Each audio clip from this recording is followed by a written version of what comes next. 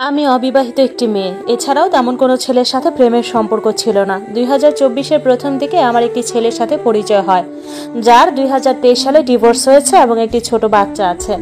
ছেলেটির বয়স খুব বেশি না, 24 কি 25 ছিল।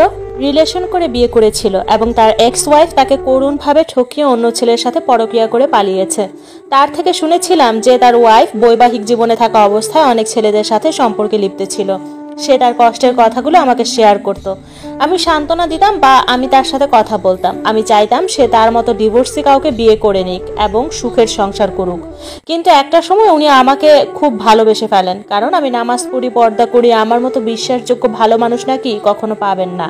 তার নাকি মেয়েদের উপরে কোনো বিশ্বাস নেই, কিন্তু একমাত্র আমাকে বিশ্বাস করেন। আর উনি তখন আমাকে বলতো যে বিয়ে করলে আপনাকেই করব, তাছাড়া আর করবো না। তখন আমার সাথে তার দেখাও হয়। আমাদের বাড়ির দূরত্ব অনেক বেশি, কিন্তু একটা ডিভোর্সি ছেলের সঙ্গে কখনোই আমার ফ্যামিলি বিয়ে দিবে না। আবার ছেলের বাড়িও অনেক দূর। তাছাড়া আমি দেখতেও খারাপ না, আমার ফ্যামিলিও ভালো। সবকিছু ভেবে আমি কিছুটা সরে আসি। ওই সময় সে অনেক কষ্ট পায় এবং নানাভাবে আমাকে বোঝায়, কিন্তু তখন আমি তাকে কোনো গ্যারান্টি দেইনি যে আমি তাকে বিয়ে করব। সবকিছু ভেবে ওই সময় তার সাথে 1 মাসের মতো কথা বলা বন্ধ ছিল। আমি তাকে ব্লক করে দিয়েছিলাম। তারপর সে অনেক বেশি আকুতি মিনতি করে, আমার সাথে যোগাযোগ করে। তারপর আর কি, আমিও মায়ে পড়ে যাই। আমি তার ব্লগ খুলে দিই এবং অনলাইনে সে কিছু কাজ দেয় এবং সেই কাজের অজুহাতে আমাদের কিছু কথা হতো। সবসময় আমি দেখেছি সে অনেক বেশি ভালো ছিল, অনেক বেশি ভালো ব্যবহার করতো, অনেক বেশি লয়াল ছিল।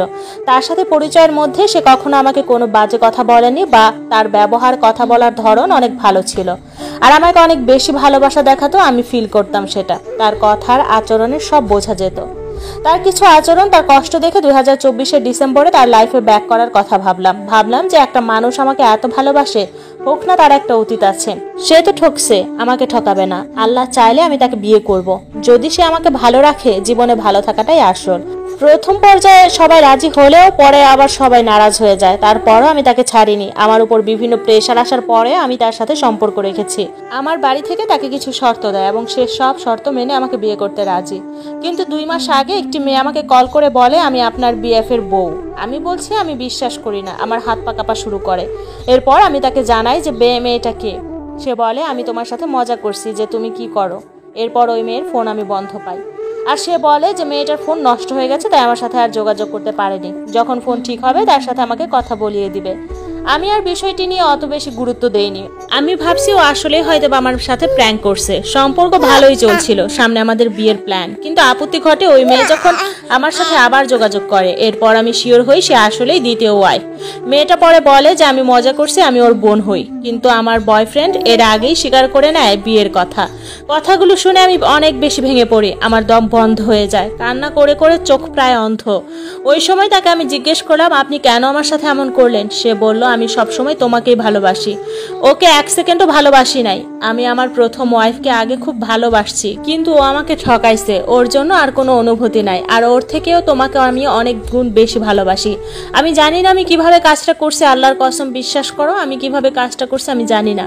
কিন্তু ওর সাথে আমি কোনো সংসার করিনি। বিয়ের পরদিনই বলছি তুমি চলে যাও, তোমার সাথে সংসার সম্ভব না। আর মেয়েটা নাকি তার কাছে বিভিন্ন জিনিস ডিমান্ড করতো, না হলে আমাকে বলে দিবে, এই ভয় দেখাতো। তখন সে নাকি বলছে তোমার যা ইচ্ছা করো, কিন্তু নাহারকে বলো না। ওকে বললে ও শেষ হয়ে যাবে, অনেক বেশি কষ্ট পাবে, অনেক নরম মানুষ। ও আমাকে এও বলে যে বিয়ে করছিলাম তখন যখন তুমি আমার সাথে কথা বন্ধ রাখছিলে, আমাকে রিজেক্ট করছিলা ওই সময়। বলছে মেয়েটা তাকে বিভিন্নভাবে ইমোশনাল কথাবার্তা বলে, যার কারণে সে বিয়ে করছে। মেয়ে নাকি তার জন্য সুইসাইড করতে গেছে, 2 মাস হসপিটালে ভর্তি, এসব বলে বিয়ে করছে। আর মেয়েটির বাচ্চা আছে। তার হাজবেন্ড তাকে ডিভোর্স দিয়েছিল কারণ সে হিন্দু একটা ছেলের সঙ্গে রিলেশন করত।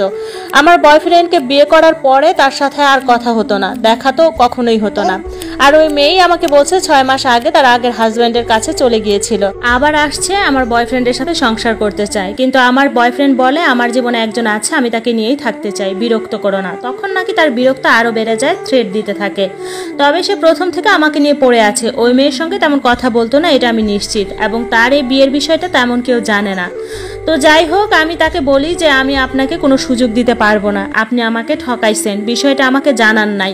সে বলে তোমার পায়ের নিচে একটু জায়গা দাও। এরকম কিছু আমি ইচ্ছা করে করিনি, আর ভবিষ্যতে কখনো করব না। পৃথিবীর সব থেকে বেশি ভালো মানুষ হব, একটা সুযোগ দাও, না হয় মরে প্রমাণ করতেও রাজি। আর মেয়েটা খুব একটা ভালো না, এ বিষয়ে আমি অনেক তথ্য পেয়েছি। কিন্তু ভবিষ্যতে যদি সে আমাকে ঠকায় এই ভয়ে আমি তাকে বিয়ে করতে ভয় পাই। সে যে আমাকে খুব ভালোবাসে এটা আমি বুঝতে পারি, কিন্তু সে যে চেঞ্জ হয়ে যাবে না আমি কোনো গ্যারান্টি পাই না। এখন আমার কি করা উচিত?